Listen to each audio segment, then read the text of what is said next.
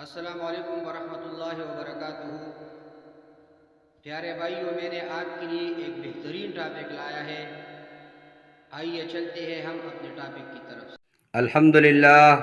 الحمدللہ وکفا وسلام علی عبادہ الذین اصطفیٰ، اما بعد فاعوذ باللہ من الشیطان الرجیم، بسم اللہ الرحمن الرحیم۔ السلام علیکم ورحمۃ اللہ وبرکاتہ۔ ہمارے آج کی موضوع ہے بلی پالنا کیسا ہے۔ پیارے بھائیوں، اس میں کوئی شک نہیں کہ اسلام میں بلی حلال نہیں ہے، لیکن اس کو پاکیزہ اور طاہر حیوانات میں شمار کیا جاتا ہے۔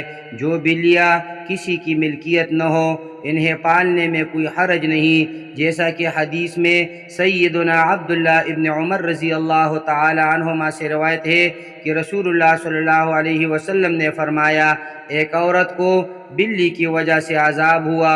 اس نے بلی کو قید کر کے رکھا یہاں تک کہ وہ مر گئی، پھر اسی بلی کی وجہ سے وہ جہنم میں گئی۔ جب اس نے بلی کو قید میں رکھا تو نہ کھانا دیا، نہ پانی، اور نہ ہی اسے آزاد کیا تاکہ وہ خود کیڑے مکوڑے کھا کر گزارا کر لیتی، یعنی اس نے بلی کو تڑپا تڑپا کر مارا تھا، اس لیے وہ جہنم میں گئی۔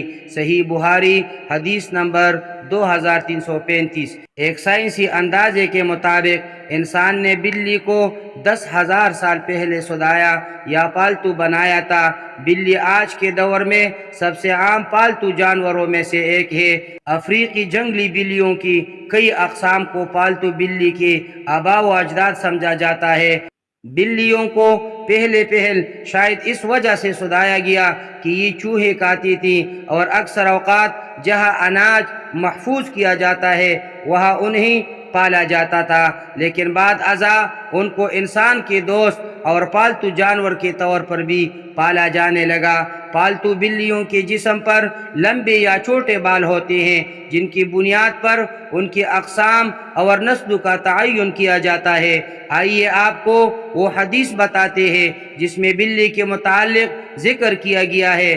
دوستو، روایات سے یہ بات ثابت ہے کہ بلی اگر کھانے میں سے کچھ کھا جائے یا پانی پی جائے تو وہ پلید اور نجس نہیں ہو جاتا، کیونکہ مشکات شریف جلد اول حدیث نمبر 453 کی حدیث مبارک ہے، ایک عورت نے عائشہ رضی اللہ تعالی عنہا کو ہریسہ بھیجا تو وہ نماز پڑھ رہی تھی۔ اس عورت نے ہریسہ وہی رکھ دیا تو بلی آئی اور آ کر اس میں سے کھا گئی۔ عائشہ رضی اللہ تعالی عنہ نے نماز کے بعد اسی جگہ سے ہریسہ کھایا جہاں سے بلی نے کھایا تھا، اور فرمایا، بلا شبہ رسول کریم صلی اللہ علیہ وسلم کا فرمان ہے، یہ بلی پلید اور نجس نہیں، بلکہ یہ تو تم پر آنے جانے والیاں ہیں۔ حضرت عائشہ رضی اللہ تعالی عنہ بیان کرتی ہے، میں نے رسول کریم صلی اللہ علیہ وسلم کو بلی کے بچے ہوئے پانی سے وضو کرتے ہوئے دیکھا ہے۔ اسی طرح ایک اور روایت میں ہے،